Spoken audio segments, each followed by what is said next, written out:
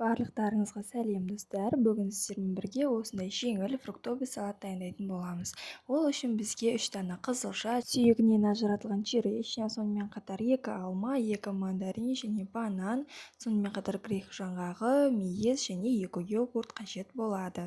Барлығын кубиктеп турап алып араластыратын боламыз.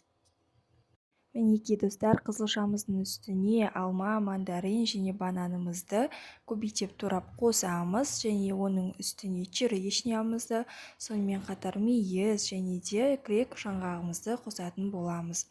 Маған бұл салат өте қатты ұнайды, себебі дәмі сондай тіл үйіреді және де өте жеңіл, ішінде көптеген витаминдер қосылады. Және де соңында 2 йогуртымызды қосамыз, оны да жақсылап араластырып аламыз. Достар, егер сіздерде басқа да жеміс түрлері болса, оларды да қосып жасасаңыздар болады. Мен үйдегі бар жемістермен жасадым.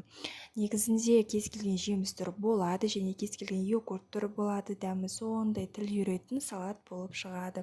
Егер сіздерге видео ұнаса, менің каналыма тіркеліп, лайк және комментарий қалдыруды ұмытпаңыз. Алдағы уақытта менен қандай контент күтетініңізді комментарий бөліміне жаза кетіңіз. Мен сізге көптеген тағамдардың рецептісімен бөлісетін боламын.